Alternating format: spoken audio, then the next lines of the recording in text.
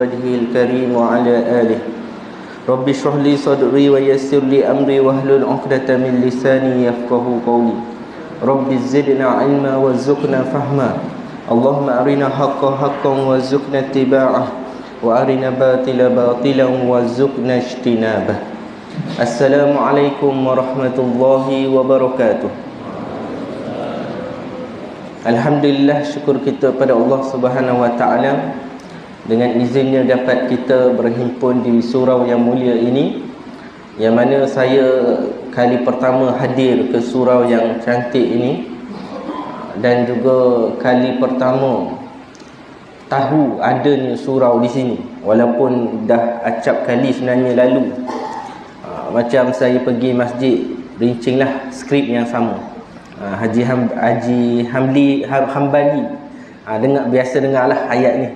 Sebab baru dalam tahun ni sahaja orang Semenyih jemput saya kuliah. Baru tahun ni.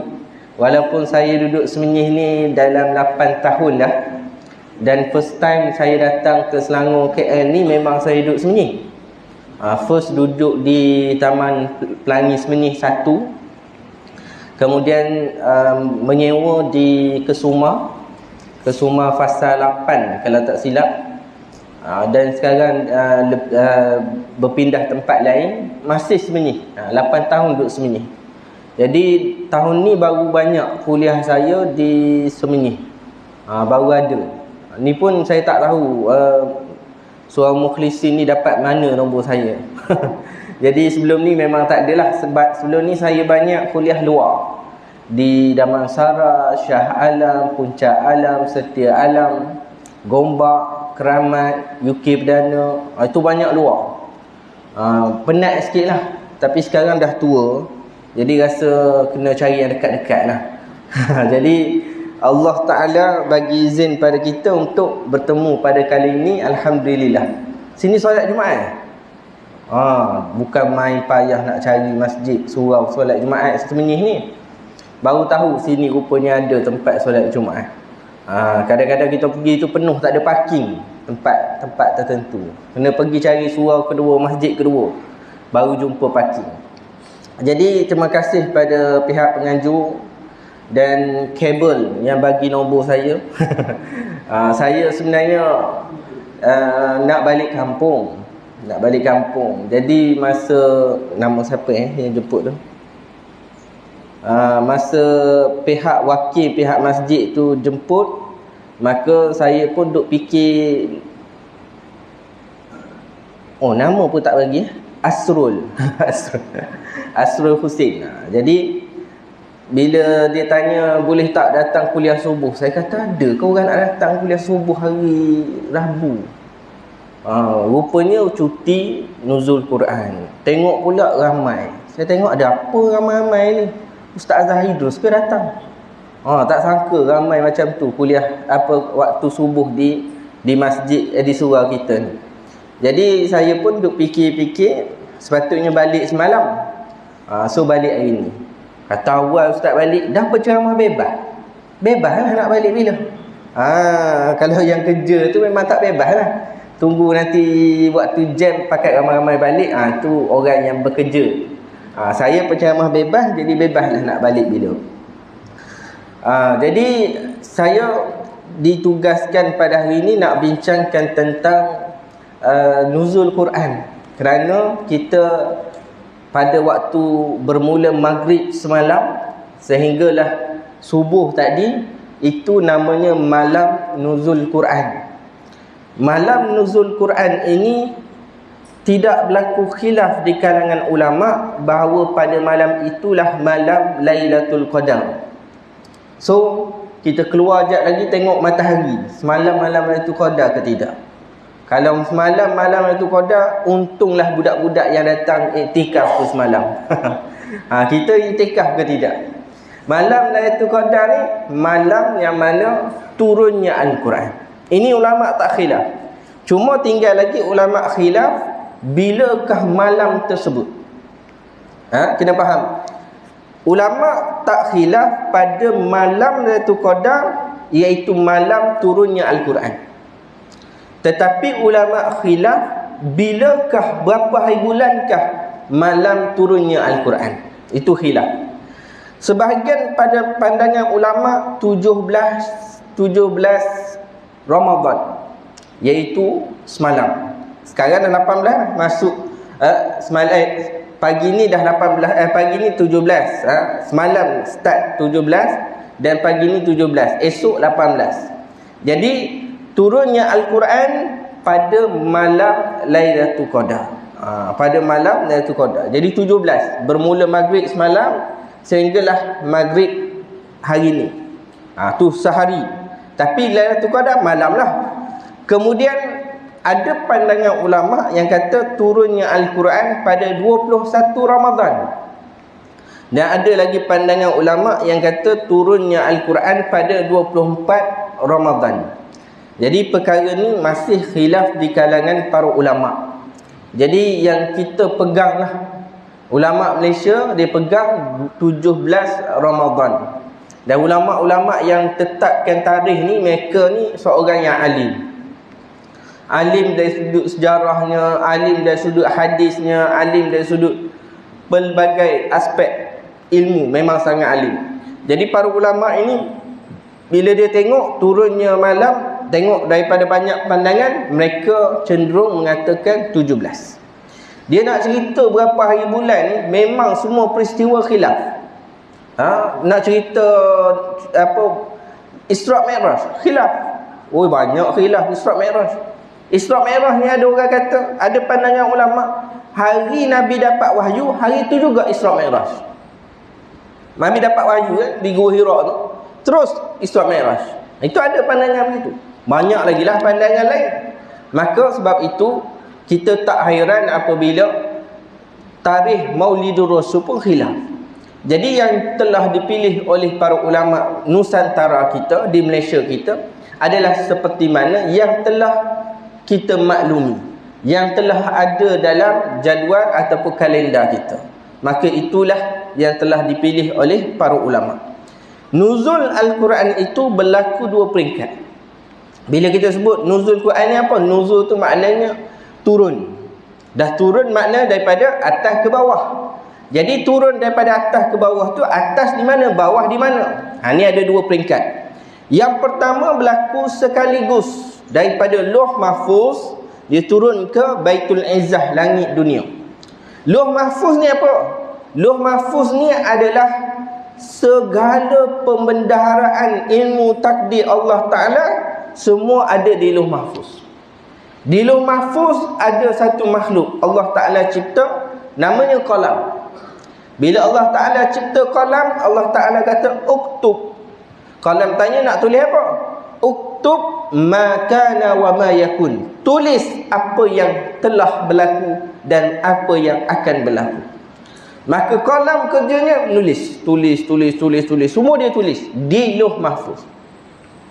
Dan qalam ni dia tulis takdir seluruh manusia dan seluruh makhluk. Takdir itu siap dah ditulis. Kata ramai lagi tak lahir ni, nanti nak kiamat tak tahu lagi siapa yang hidup. Dah, takdir mereka dah siap ditulis oleh qalam. Bahkan dalam hadis sebut telah diangkat qalam dan telah kering tulisan. Maknanya settle dah semua takdir kita. Mana kita sendiri tak tahu apa yang akan datang, tapi di Lauh Mahfuz dah ada.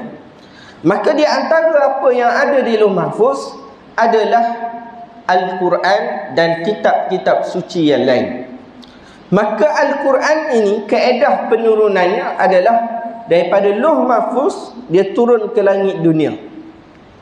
Daripada Lauh Mahfuz turun ke langit dunia, yang dipanggil sebagai Baitul Izzah. Jangan tertukar dengan Baitul Ma'mur. Baitul Ma'mur ni kita dengar ketika mana peristiwa Isra' Mi'raj.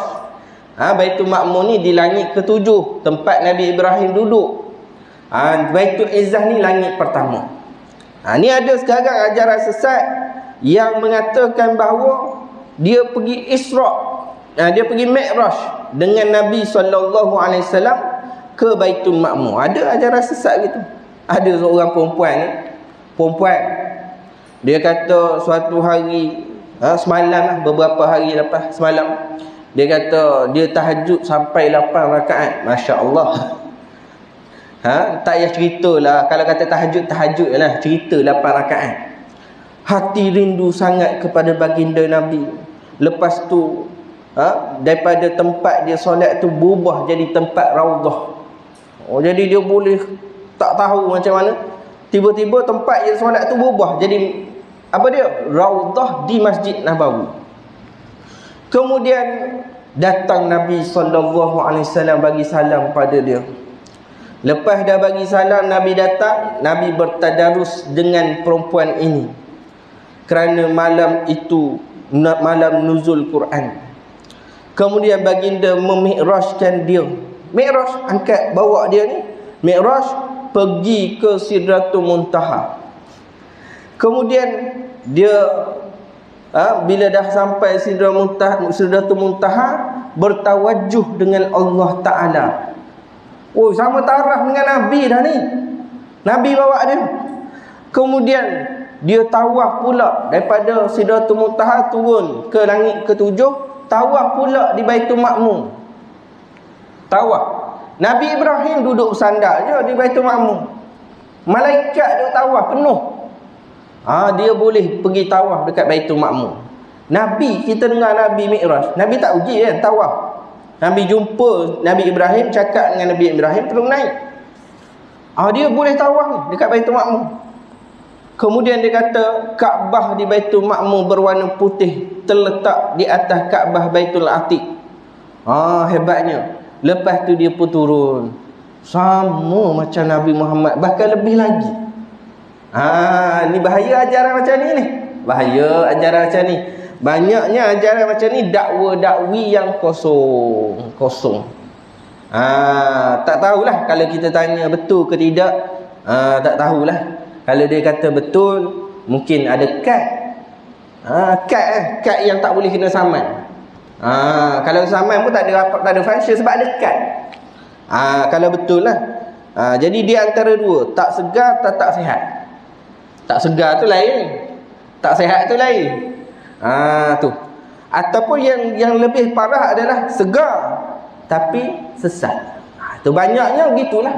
Banyaknya begitu. Wallahu a'lam, ajaran yang karut macam ni memang ada lah. Memang ada. Jadi Baitul Ma'mur ni dia langit ketujuh. Manusia yang pertama daripada bumi naik ke Baitul Ma'mur, naik ke Sidratul Muntaha, dan manusia yang terakhir adalah Nabi Muhammad sallallahu alaihi wasallam.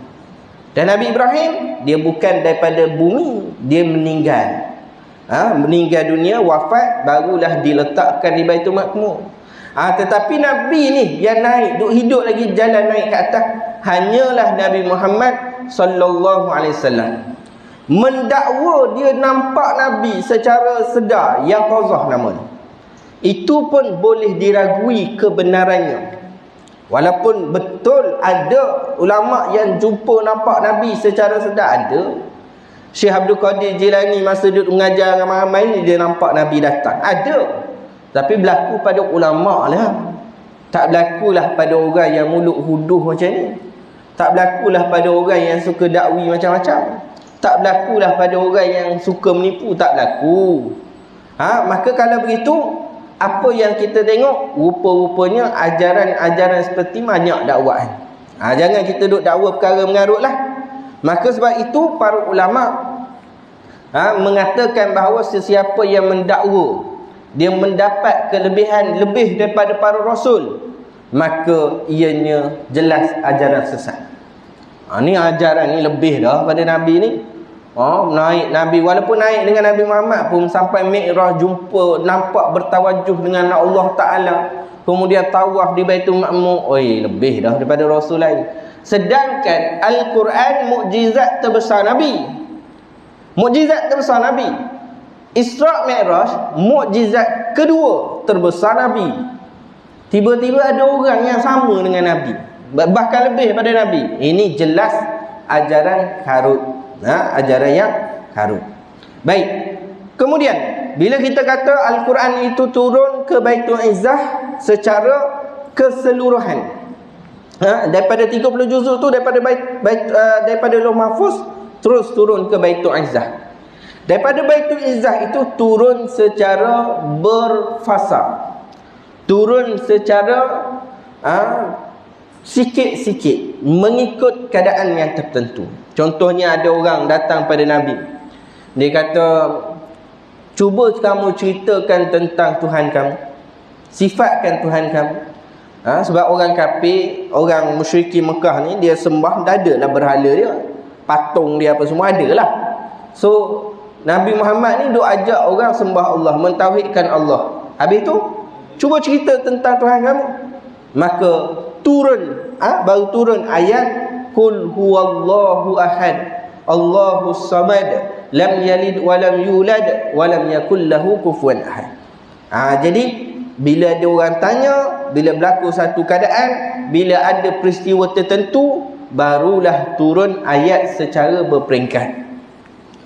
Para ulama mengatakan ayat yang pertama turun adalah, pandangan yang paling masyhur adalah surah Al-Alaq ayat 1 hingga 5. Kita tahulah, biasa kita dengar peristiwa Nabi SAW dilantik sebagai rasul ni, Iqra, disuruh dibaca, Iqra bismi rabbikal ladzi khalaq khalaqal insana min alaq, disuruh Nabi baca. Itu ayat yang pertama. Dan ayat itu turun secara berperingkat selama lebih kurang 23 tahun. Selama lebih kurang 23 tahun. Dan 23 tahun ini turun mengikut keadaan. Contohnya ada ayat, ada surah Abasa wa Tawalla. Jadi ceritanya ketika mana Abdullah bin Umi Maktum. Abdullah bin Umi Maktum ni seorang lelaki tua, buta, datang pada Nabi nak tanya soalan. Jadi Nabi ketika itu sibuk duk ajar orang yang ada kedudukan lah. Jadi bila dia seorang datang, Nabi tengah ajar ramai, maka Nabi pun berpaling. Terus turun ayat Abasa wa Tawalla. Turun tegur Nabi sallallahu alaihi wasallam. Jadi banyak turun. Antara pandangan ulama, ayat yang terakhir turun adalah al-yauma akmaltu lakum dinakum. Ayat ini Nabi sallallahu alaihi wasallam baca ketika khutbah wida. Setelah ketika mengerjakan haji wida. Haji, Nabi dah damai, dah menang, dah naik ketinggian Islam. Kemudian ketika Nabi sallallahu alaihi wasallam nak pergi buat haji, disekat. Lepas tu berlaku peristiwa begitu begini. Last sekali Nabi pun dapatlah buat haji. Banyak peristiwa tu. Lepas tu Nabi pun pergi buat haji dengan jemaah sahabat yang sangat ramai, pergi buat haji daripada Madinah pergi Mekah. Bila pergi buat haji, maka ada saat Nabi baca khutbah. Ketika Nabi baca khutbah tu, Nabi sebut al-yawma akmaltu lakum dinakum wa atmamtu alaikum ni'mati wa raditu lakum Islam madina. Orang Arab, sahabat Nabi ni, dia dengar, dia semua suka. Mereka berjuang, yang terutama muhajirin daripada Mekah berjuang 10 tahun. Kemudian Ansar tolong 13 tahun. Bersama dengan muhajirin sama 23 tahun. Hampir 23 tahun. Ketika mana Nabi naik, Nabi kata al-yawma akmaltu lakum dinakum. Perjuangan kita ini pada hari ini telah sempurna. Nabi SAW kata, pada hari ini aku telah menyempurnakan agama kamu, iaitu Allah Ta'ala. Aku tu Allah. Wa atmamtu alaikum ni'mati, dan aku telah menyempurnakan nikmatku. Wa raditu lakum Islam madina, dan aku redha Islam itu agama kamu. Islam adalah agama para rasul sebelum Nabi Muhammad sallallahu alaihi wasallam. Para ulama bincang, adakah umat sebelum ini beragama Islam? Ulama lebih cenderung mengatakan agama sebelum ini tidak dikatakan Islam. Tidak dikatakan umat sebelum ini Muslim. Intipati sama. Tetapi khas untuk umat Nabi Muhammad, kita dikatakan agama Islam, kita ni Muslim. Rasul sebelum ini Muslim, tetapi umatnya tidak digelarkan sebagai Muslim. Ada gelaran mereka masing-masing. Dalam Al-Quran ada sebut, ada gelaran masing-masing. Hawariyun lah, apa-apa semua gelaran tu ada kepada umat sebelum ini. Habis umat Nabi Muhammad diberi gelaran Muslim, satu gelaran yang mulia, khas untuk umat Nabi Muhammad sallallahu alaihi wasallam sahaja. Dan Allah Ta'ala kata, raditu lakum Islam madinah, aku redha Islam menjadi agama kamu. Seluruh sahabat bergembira, bahagia, menyambut lafaz Al-Quran ini dengan sangat gembira. Pasalnya perjuangan kita telah berakhir, dah turun habis wahyu. Kita dah berjaya mempertahankan Nabi sehingga Al-Quran sempurna. Al-Quran tu sempurna. Lalu kita ketika itu dilihat Abu Bakar bersedih, menangis. Orang tanya, wahai Abu Bakar, ni Islam dah sempurna, Al-Quran dah cukup, dah lengkap, kenapa kamu sedih? Maka Abu Bakar As-Siddiq kata, apabila para Rasul itu telah menyempurnakan amanah dan tanggungjawabnya, maka tiba masa Rasul itu kembali kepada Tuhan. Maka masa tu baru mereka sedar bahawa Nabi Muhammad akan wafat. Orang yang paling tahu dan paling sedar tentang kewafatan Nabi sallallahu alaihi wasallam adalah Abu Bakar Siddiq. Mungkin ada peristiwa tertentu yang mana Nabi bagi beberapa pesanan kepada Abu Bakar. Sebab apa? Saya pernah tanya kepada guru saya, Syekh Nazrul Nasir, dan beberapa yang lain ketika belajar kitab Syama'il Muhammadiyah. Apabila Nabi sallallahu alaihi wasallam wafat, maka Umar mengamuk. Umar mengamuk, tak dapat terima. Tapi Abu Bakar memang setelah bersedia bahawa Nabi sallallahu alaihi wasallam akan wafat. Memang Abu Bakar ni orang paling bijak lah masa tu. Jadi bila dia terima, dia tahu. Sebab apa? Sebab ketika mana nak dikebumikan, orang tak tahu Rasul ni dikebumikan di mana. Di Baqi' ke? Baqi' kan dekat ya. Makam sekarang tu rumah Siti Aisyah. Makam yang kita pergi umrah, pergi haji, kita ziarah makam Nabi tu rumah Siti Aisyah. Keluar sikit daripada makam tu kan penguburan Baqi'. Jadi adakah nak ditanamkan di Baqi' atau di mana? Maka ketika itu ditanya kepada Abu Bakar, adakah kita nak ke bumi di Baqi' ataupun di mana? Maka Nabi kata, Abu Bakar kata bahawa Nabi pesan, Nabi pernah bagi tahu pada dia, Rasul itu apabila meninggal ditanam di tempat dia meninggal. Orang lain tak tahu, hanya Abu Bakar sahaja tahu. Orang tanya lagi Abu Bakar, adakah Rasul itu disolatkan? Maka Abu Bakar kata, ya, Rasul itu disolatkan.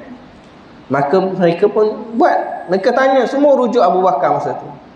Seolah-olah Nabi SAW telah berkongsi kepada Abu Bakar something yang hanya Abu Bakar sahaja tahu. Jadi mereka pun rujuk Abu Bakar. Sebab tu bila Umar mengamuk, bila Umar kata, siapa yang kata Muhammad meninggal, pancung dia. Umar bukan budak ni, padahal betul meninggal, wafat. Maka ketika mana datang Abu Bakar, Abu Bakar kata, Abu Bakar baca ayat, Abu Bakar baca satu ayat yang bermaksud, sesiapa yang menyembah Muhammad, Muhammad itu akan meninggal. Sesiapa yang menyembah Allah, Allah itu kekal. Maka masa tu baru Umar dapat kewarasan. Bukan gila, tapi kesedihan yang melampau sehingga dia jadi tidak waras.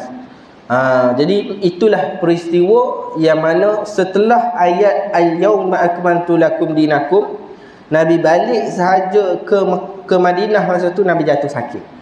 Nabi jatuh sakit sehinggalah peristiwa Nabi wafat itu. Jadi itulah penurunan ayat Al-Quran. Berlaku di Mekah, berlaku di Madinah. Di Mekah berlaku penurunan ayat-ayat yang berbentuk apa dia? Akidah dan akhlak. Ayat akidah, ayat akhlak. Ini benda pertama yang diajarkan oleh agama Islam. Lepas tu kita nak berjuang apa-apa pun, berpersatuan ke, bermasyarakat ke, berparti ke, ataupun membina negara ke, Nabi dah ajar, Al-Quran dah ajar. Cara yang pertama, mantapkan akidah, mantapkan akhlak. Itu benda pertama. Sebab itu ayat ketika mana turun 10 tahun lama tu, ayat bersekitar akidah dan akhlak. Kemudian bila nak akhir sahaja, baru nak hijrah, beberapa tahun nak hijrah, baru tu ayat tentang solat. Baru turun beberapa syariat. Bila pergi Madinah, barulah ayat-ayat hukum banyak turun di Madinah. Maka sebab itu ayat yang turun di Mekah dipanggil ayat Makiyah. Ayat yang turun di Madinah dipanggil ayat Madaniyah. Ada beberapa surah yang ulama khilaf ayat ni Makiyah ataupun Madaniyah, turun di Mekah ataupun Madinah.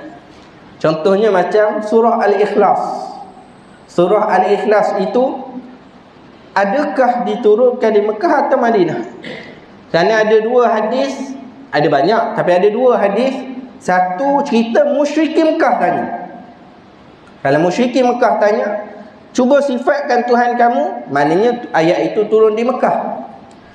Ada ayat itu, ada hadis yang mana orang kafir di Madinah yang tanya. Satu bani tertentu yang datang tanya pada Nabi. So kalau begitu ayat itu turun di Madinah. Ulama khilaf, surah Makiyah ini turun di Mekah ataupun Madinah.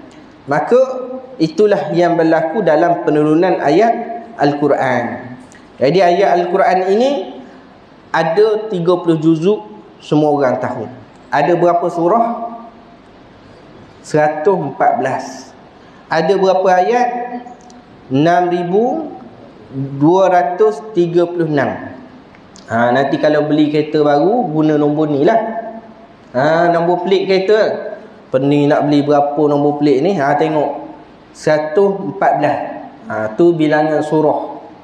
Ataupun kalau 3 digit ni mahal sikit, beli yang 4 digit. 4 digit beli 6236. 6236. Boleh beli nombor tu.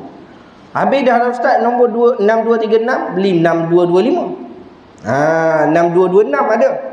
Ayat-ayat ni ulama khilaf dengan kaedah pengiraan yang macam mana. Maka ada pandangan ayat Al-Quran ini turun 6014. Ada pandangan 6204. Ada pandangan 6219. Ada pandangan 6225. Ada pandangan 6226. Ada lagi pandangan 6236. Kenapa khilaf bilangan? Kerana kaedah pengiraan. Dia nak kira macam mana? Ada yang kira kumpul ayat-ayat Makiyah, ada ayat-ayat Madaniyah. Kira gabung, keluar jumlah. Ada yang kira satu-satu keluar jumlah. Ada yang kira dia kira ikut surah. Surah ni ada berapa ayat, surah ni berapa ayat, surah ni, kira keluar jumlah. Itulah yang berlaku khilaf. Ada yang kira ayat yang tak berulang dia tak kira. Ada juga. Maka berlaku khilaf di kalangan para ulama. Dahulu Al-Quran ditulis di pelepah kurma, di lempengan batu ataupun kayu, kulit-kulit dan sebagainya. Sekarang Al-Quran ada dalam bentuk satu mushaf. Tuan-tuan kena bayangkan dahulu, zaman dahulu, orang dapat Al-Quran ni dengan hafalan. Saya baca, tuan-tuan dengar, tuan-tuan ingat.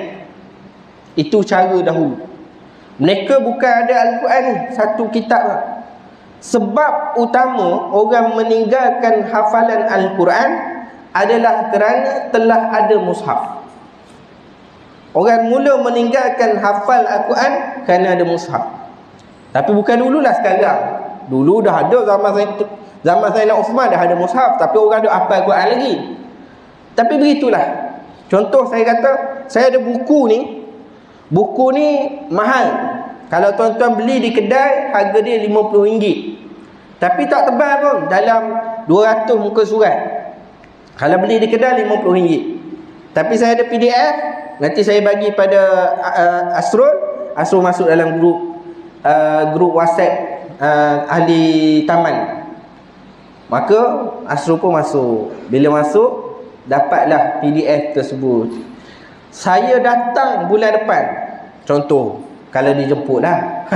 Kalau datang bulan depan, saya tanya, siapa yang dah baca sampai habis? Bukan apa ni? Siapa dah baca sampai habis? Tak ada orang kat tangan. Sebab apa? Dah ada. Bila benda dah ada ni, dia kata bila-bila masa boleh baca. Bila dia kata bila-bila masa boleh baca, bila-bila masa belum tentu baca. Kadang-kadang dia tak ingat dah PDF tu ada. Itu masalah bila dah ada benda tu. Tadi Al-Quran dulu tak dibukukan. Maka para sahabat dihafal. Mukjizat Al-Quran ni mukjizat terbesar Nabi Muhammad sallallahu alaihi wasallam. Ada orang yang geng-geng T20 ni lah, yang mempunyai pemikiran kritis. Dia kata, Ustaz, Nabi Muhammad ni Nabi yang paling mulia. Ya. Makhluk yang paling agung. Ya. Tapi kenapa kalau kita banding mukjizat Nabi Muhammad dengan mukjizat Rasul lain, Nabi Muhammad punya mukjizat paling besar adalah Al-Quran, buku je. Mukjizat Nabi lain boleh hidupkan orang mati. Mukjizat Nabi lain, Nabi Sulaiman, kerajaan besar, boleh mengarahkan boleh mengarahkan jin, angin, binatang. Hebat. Nabi Muhammad buku je. Dia jadi ada orang berfikiran kritis macam tu.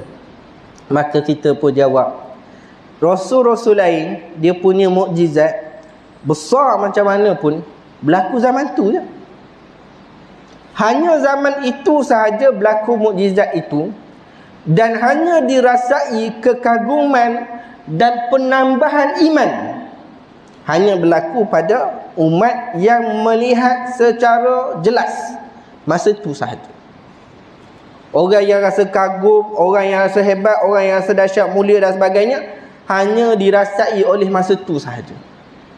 Tapi Al-Quran dia bukan benda yang berlaku masa itu. Al-Quran itu satu kitab, rasa kemukjizatannya, kekagumannya dan rasa kehebatan Al-Quran itu, dia bukan terhad pada satu masa. Dia adalah sepanjang masa. Tuan-tuan bayangkan ayat yang cerita tentang alaqah, mudrah dan sebagainya tu. Ayat yang cerita fasa janin dalam rahim ibu telah turun 1400 tahun yang lalu, telah dihafal oleh jutaan manusia. Mereka tak faham apa pun, mereka hanya terima sahaja. Kajian sains pada moden sekarang, zaman moden sekarang, barulah mereka dapat kaji betul dalam rahim ibu tu dia ada fasa persenyawaan, embryo, fetus dan sebagainya. Dia bertukar, ada fasa dia berubah-ubah, dan setiap fasa itu tally dengan fasa yang disebutkan dalam Al-Quran.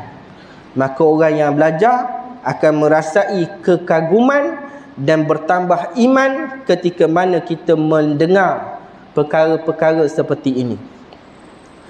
Contohnya lagi, apa dia? Contohnya ada suatu misteri pada suatu masa dahulu tentang siapakah yang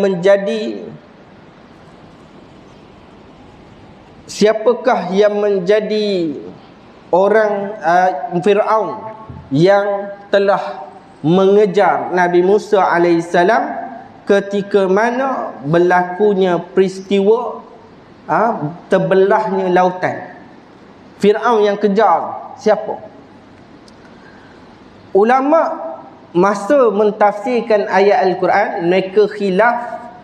Mereka kata seorang je Fir'aun. Daripada Nabi Musa lahir sampailah dikejar dan sampailah Fir'aun itu mati di lautan, satu orang. Satu pandangan ulama. Sebab apa? Sebab Fir'aun tu dia mimpi kerajaan dia akan dihancurkan, dibinasakan oleh seorang budak daripada Bani Israel. Sebab tu dia bunuh habis lelaki, anak bayi lelaki Bani Israel habis dia bunuh. Sebab dia mimpi. Tapi dan dia juga mati oleh budak yang mana dia jaga dalam istana dia. Jadi para ulama sebagainya mengatakan seorang Fir'aun sahaja. Ada ulama kata tak, Fir'aun ni ada dua. Pasalnya Fir'aun yang mana dia bunuh seluruh bayi lelaki Bani Israel itu satu Fir'aun.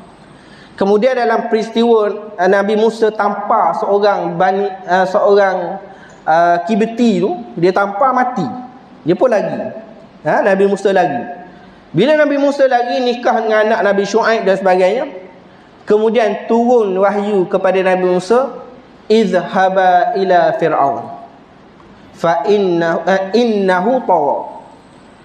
Pergilah kamu berdua kepada Fir'aun kerana dia telah melampau. Jadi sebelum ini tak melampau, sekarang melampau. Pasal apa? Sekarang dia kata ana rabbukumul a'la. Akulah Tuhan kamu yang paling tinggi. Fir'aun ni dah melampau. So Fir'aun ni Fir'aun kedua. So ulama bincang, ada kata satu Fir'aun, ada yang kata dua Fir'aun. Baik, kita ambil pandangan yang kata dua Fir'aun. Siapakah dua Fir'aun ni? Maka bila teli dengan sejarah, tengok zaman Nabi Musa hidup, mudah je. Sebab ketika di Mesir, pendudukan penghambaan kepada Bani Israel ini berlaku pada satu zaman. Dan zaman itu antaranya Ramses kedua ataupun Merneptah. Dua ni je. Adakah dua-dua ataupun salah satu? Yang manakah yang mengejar Nabi Musa AS? Ulama masih khilaf. Bila ulama masih khilaf, maka ketika itu ulama tak boleh buat keputusan. Ulama kata sama ada Ramses II ataupun Merneptah. Merneptah ni anak dia. Lepas tu di dalam Al-Quran sebut surah Yunus ayat 92, kami telah menyelamatkan jasad Fir'aun. Sebagai apa? Sebagai peringatan kepada manusia. Maknanya ketika mana Fir'aun itu kejar Nabi Musa AS, tertutup dua lautan yang terbelah ini. Lautan, bukannya sungai. Sungai ni tak apalah, dia punya tekanan tak kuat. Ni lautan. Lautan berapa dalam? Kalau dia terbelah, dia menjadi satu dinding yang tinggi. Fir'aun jalan bawah ni. Bila dia tertutup, maka dia mendatangkan satu hempapan yang kuat, pressure, tekanan yang kuat. Dan ketika itu satu tubuh manusia boleh hancur macam tu sahaja. Macam kita dengar ada satu kumpulan naik kapal selam, 3 orang ke 4 orang jutawan naik kapal selam nak pergi tengok Titanic. Kapal selam tu ada bocor sikit, dia meletup. Bila meletup sahaja, dia takkan keluar jasad timbul tak.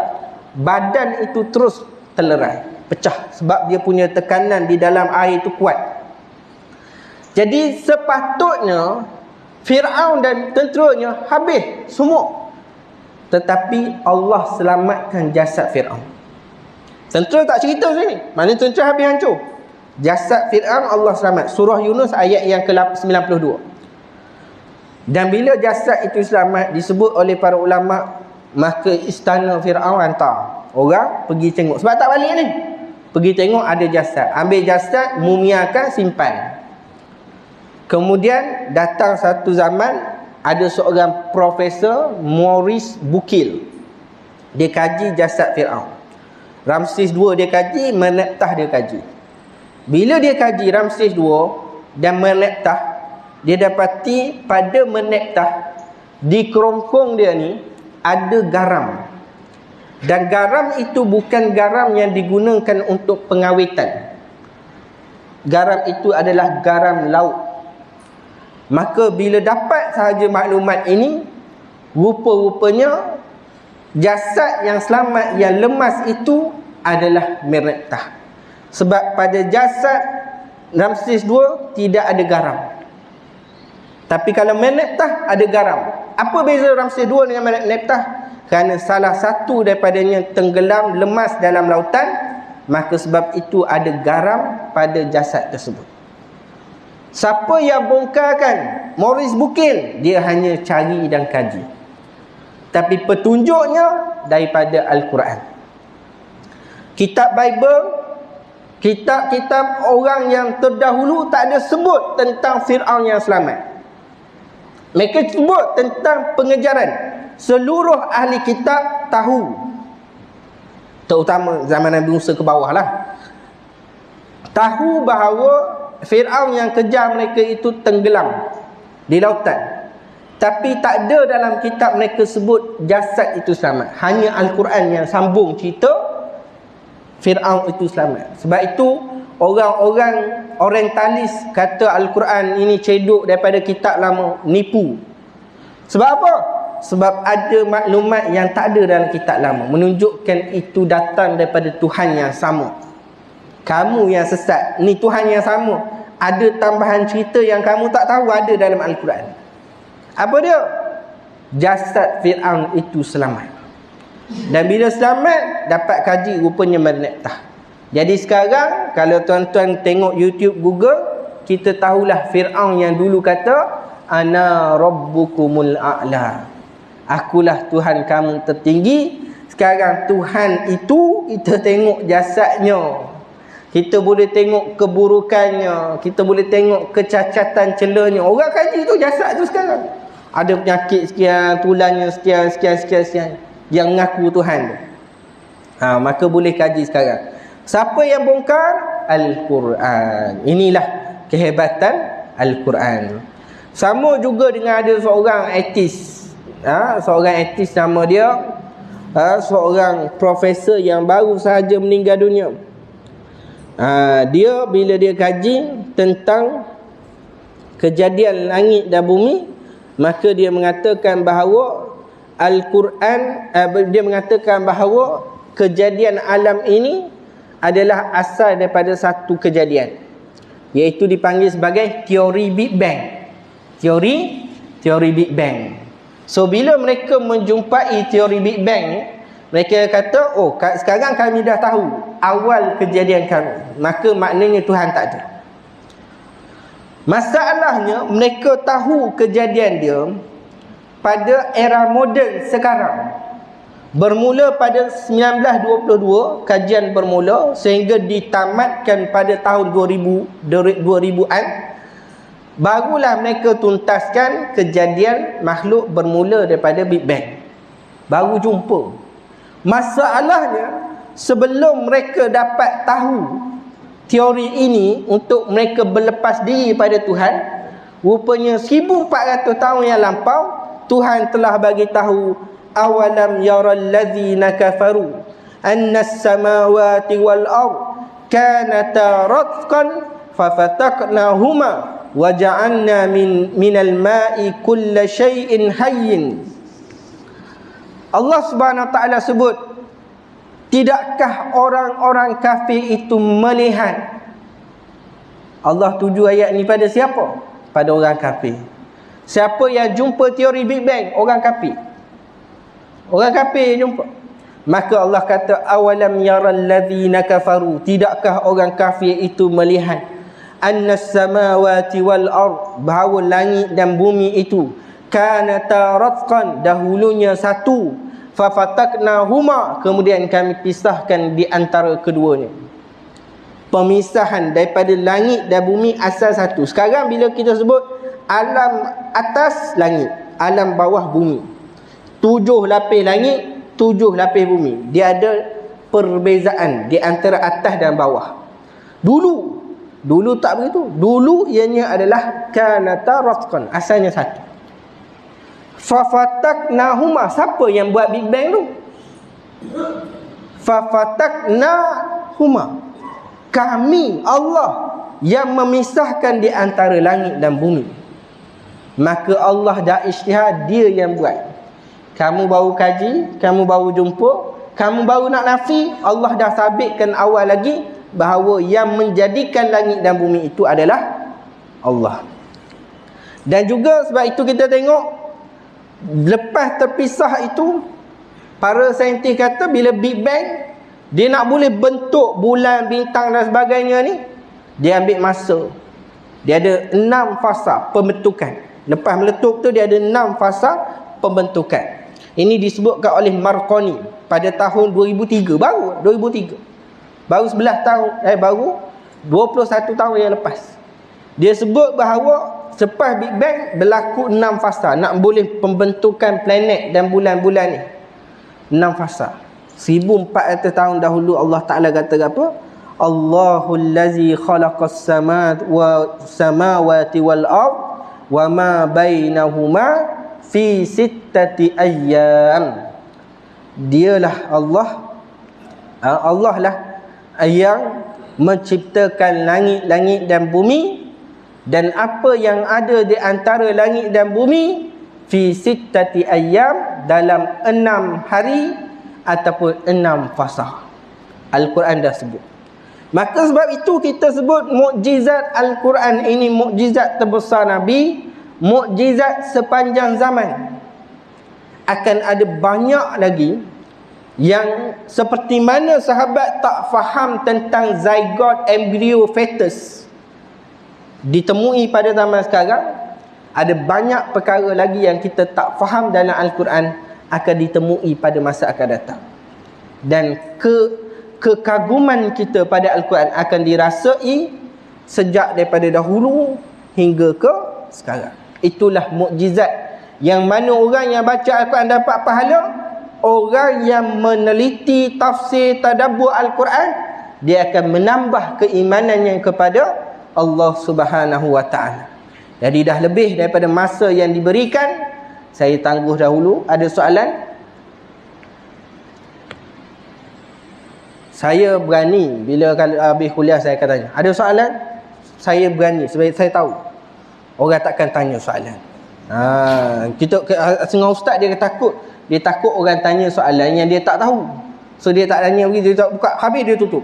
Tapi saya sangat berani sebab saya tahu takkan ada orang tanya. Jadi setakat itu dahulu. Wabillahi taufiq wa hidayah. Assalamualaikum warahmatullahi wabarakatuh.